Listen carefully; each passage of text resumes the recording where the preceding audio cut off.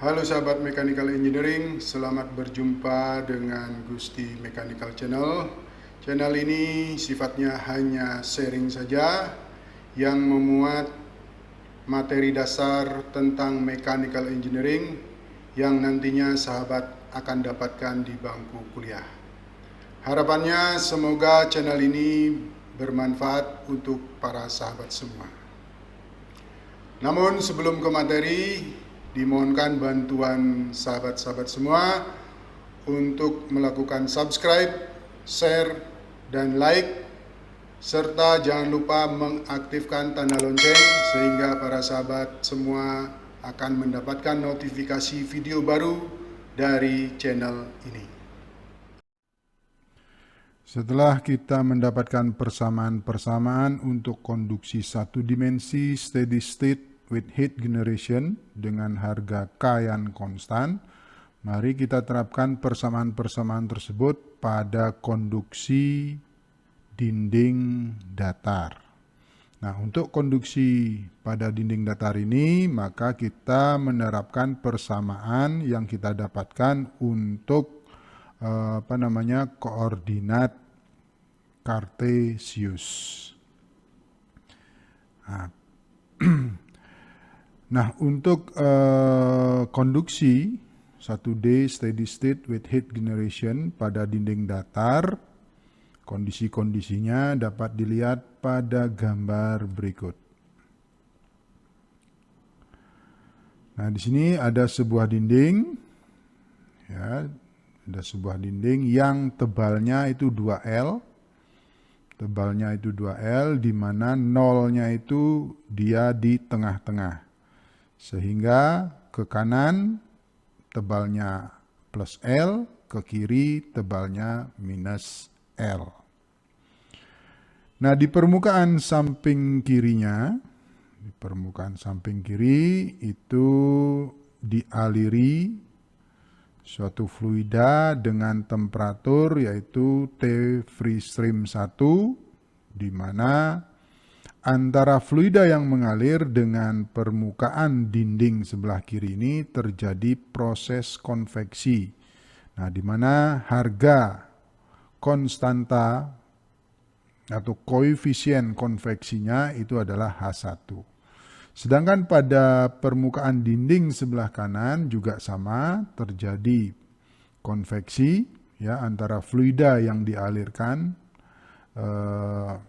pada permukaan dinding sebelah kanan, yang mana temperatur dari fluida yang mengalir itu adalah T free stream 2 dengan koefisien konveksi itu adalah H2. Nah, di dalam di dalam dinding ini, di dalam sistem ini, yaitu berupa dinding, itu dibangkitkan kalor yang kita notasikan dengan G kecil dot. Nah, permukaan dinding sebelah kiri yang temperaturnya TS1, sedangkan permukaan dinding sebelah kanan temperaturnya adalah TS2, di mana TS1 lebih besar dari TS2.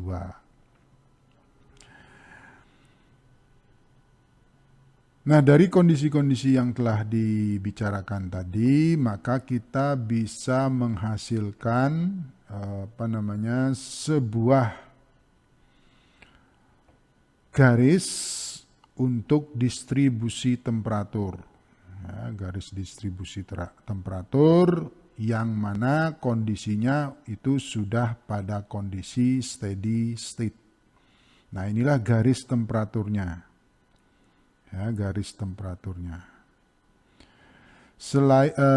Pada dinding ini, ya, atau pada sistem ini, selain ada kalor yang berpindah dari sisi kiri ke sisi yang kanan, juga ada kalor yang dibangkitkan pada atau di dalam sistem tersebut. Nah, akibatnya garis temperaturnya itu akan berbentuk seperti ini. Ya, garis distribusi temperaturnya akan berbentuk seperti ini. Nah, garis distribusi temperatur ini itu sudah tidak akan berubah lagi, ya. Jadi garisnya itu akan seperti ini terus karena kondisinya sudah dalam keadaan steady state. Nah, pertanyaannya adalah bagaimana persamaan garis distribusi temperatur tersebut? Ya. Tuh. Nah, untuk persamaan yang kita dapatkan yang telah kita sesuaikan proses konduksinya, yaitu konduksi satu dimensi steady state with heat generation dengan harga K konstan untuk koordinat kartesius, ya, itu kita kemudian kita lakukan integrasi 2 kali. Ya, dengan melakukan integrasi 2 kali pada persamaan yang kita dapatkan, maka kita mendapatkan sebuah persamaan awal untuk distribusi temperatur dari konduksi 1D steady state with heat generation dengan harga K konstan untuk dinding datar, yaitu adalah bentuknya adalah seperti ini. Jadi ini adalah persamaan awal yang kita dapatkan setelah kita mengintegralkan persamaan yang kita dapatkan pada saat menyederhanakan persamaan umum neraca energi untuk konduksi pada dinding pada koordinat kartesius. Inilah persamaannya. Nah, di sini mengandung konstanta 1, C1 dan mengandung konstanta C2. Nah, untuk memecahkan atau mencari nilai konstanta 1 dengan konstanta 2, seperti pada penjelasan video sebelumnya, maka kita terapkan yang namanya nilai dari kondisi batas. Ya, nilai daripada kondisi batas. Nah, kondisi batasnya, nilai dari kondisi batasnya itu adalah yang pertama bahwa temperatur pada permukaan sebelah kiri, yaitu pada saat X sama dengan minus L, itu temperaturnya adalah TS1. Kemudian nilai kondisi batas yang kedua yaitu temperatur pada X sama dengan L, itu temperaturnya adalah TS2, yaitu temperatur pada permukaan sisi sebelah kanan. Nah, dengan menerapkan nilai-nilai dari batas-batas yang telah kita sebutkan tadi, maka kita mendapatkan nilai-nilai konstanta yang ingin kita cari. Di mana itu kita dapatkan bahwa konstanta 1 atau C1 nilainya adalah TS2 min TS1 per 2L. Kemudian untuk konstanta 2, C2 itu nilainya adalah G kecil dot kali L kuadrat per 2K ditambah TS1 tambah TS2 per 2. Inilah nilainya dari konstanta-konstanta yang ingin kita cari tersebut. Nah, kemudian nilai konstanta ini kita masukkan ke persamaan awal dari distribusi temperatur yang kita dapatkan. Ya, ini persamaannya. Nah, kita masukkan, kita substitusikan dari nilai konstanta yang kita dapatkan tadi. Dengan memasukkan nilai konstanta tadi ke persamaan awal distribusi temperatur, maka persamaan distribusi temperatur finalnya itu adalah seperti ini. Inilah persamaan garis distribusi temperatur pada dinding datar tadi. Ini persamaannya. Nah, untuk kasus yang lain, ya, yaitu di mana jika temperatur permukaan, baik permukaan yang kiri dengan permukaan yang kanan, itu temperaturnya sama. Ya, temperaturnya sama. Bagaimana bentuk garis dari distribusi temperaturnya? Nah, bentuk garis distribusi temperaturnya bisa dilihat pada gambar berikut.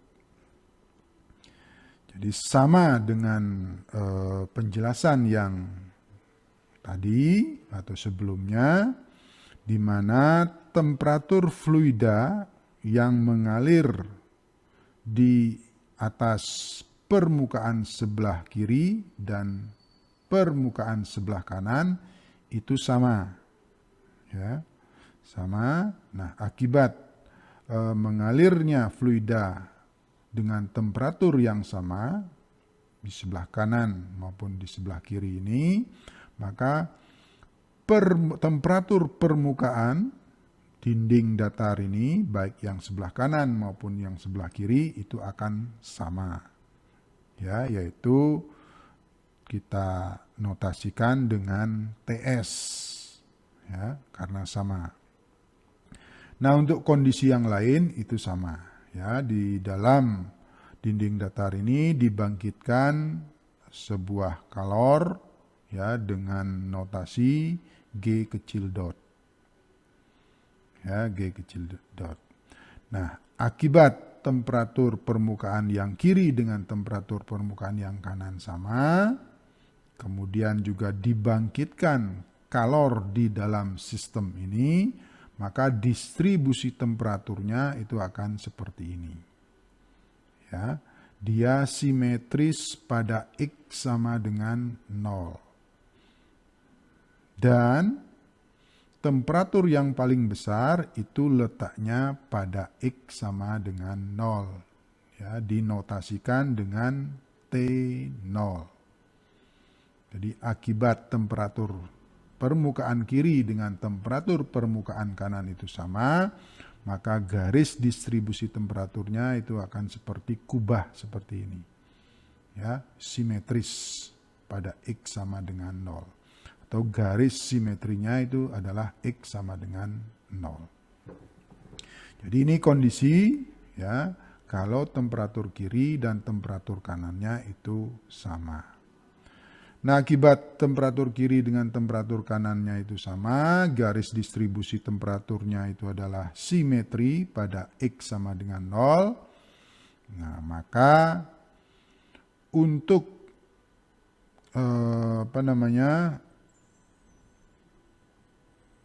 persamaan distribusi temperaturnya, ya, persamaan distribusi temperaturnya itu akan menjadi seperti ini. Inilah persamaan distribusi temperatur untuk permukaan dinding, ya, yang temperaturnya sama di sisi kiri maupun di sisi kanan. Nah, kemudian, ya, karena gambar dari garis distribusi temperaturnya simetri, maka gambar dinding datar tadi itu bisa diganti dengan gambar yang baru seperti ini. Ya, kita gambar hanya setengahnya saja. Kita potong dinding tersebut pada X sama dengan 0. Kemudian dinding permukaan pada X sama dengan 0 itu kemudian kita isolasi. Ya, isolasi. Nah, dengan demikian pada X sama dengan 0 ini garis distribusi temperaturnya itu dimulai pada T0. Ya, itu T0. Nah, inilah garis distribusi temperaturnya sehingga menyentuh ke permukaan sebelah kanan, itu temperaturnya adalah TS. Nah, persamaan dari distribusi temperatur, garis distribusi temperaturnya itu akan berubah menjadi seperti ini. yaitu T0 sama dengan G kecil dot kali L kuadrat per 2K ditambah dengan TS. Dari persamaan ini kita bisa tuliskan ya dengan bentuk yang lain, yaitu menjadi seperti ini. Ya. Ini persamaan distribusi temperatur untuk garis distribusi temperatur ini. Ya. Boleh persamaannya memakai yang ini. Nah, persamaan yang lain yang bisa kita dapatkan pada kondisi konduksi dinding datar di mana temperatur permukaan dari dinding itu sama, ya, itu adalah yang di sini. Jadi kesetimbangan energi untuk permukaan di sebelah kanan di sini. Ya, di sini terjadi konduksi, ya, kemudian kalor konduksi ini akan keluar, di sini akan terjadi konveksi. Sehingga kesetimbangan heat flux di X sama dengan L atau di permukaan sebelah kanan ini, itu adalah persamaannya adalah seperti ini. Yaitu bahwa heat flux konduksi itu akan sama dengan heat flux konveksi, ya, di sini. Ya, pada X sama dengan L di sini. Jadi neraca flux energinya itu adalah seperti ini. Nah, kemudian kalau kita jabarkan, maka persamaannya itu berubah menjadi seperti ini, yaitu min K dt per dx, ya, pada X sama dengan L di sini. Itu sama dengan heat flux konveksi, yaitu H kali TS min T free stream. Nah, dari persamaan neraca flux energinya ini pada X sama dengan L, yaitu heat flux konduksinya itu sama dengan heat flux konveksinya, yaitu min K dt per dx pada X sama dengan L, itu sama dengan H TS min T free stream. Nah, di sini di mana heat flux konduksi itu sama dengan G kecil dot dikalikan dengan L. Ya, ini heat flux untuk heat generation. Jadi heat flux konduksi itu sama dengan heat flux heat generation-nya. Ya. Jadi persamaan ini itu bisa kita rubah menjadi seperti ini. Ya. Dengan persamaan ini kemudian kita dapatkan sebuah persamaan baru, yaitu untuk temperatur permukaannya, yaitu TS. Maka persamaan temperatur permukaannya, tentu yang sebelah kanan itu adalah seperti ini. TS sama dengan T free stream ditambah G kecil dot kalikan L dibagi dengan H. Inilah persamaan untuk mencari nilai temperatur permukaannya. Nah, sebagai catatan di sini, di dalam menyelesaikan neraca heat flux dari persamaan di atas, ya, itu kita menggunakan logika seperti ini, ya. Jadi pada sistem ini dibangkitkan sebuah kalor atau suatu kalor, di mana persamaannya itu adalah kalor yang dibangkitkan, ya, kalor yang dibangkitkan sama dengan G kecil dot kalikan volume.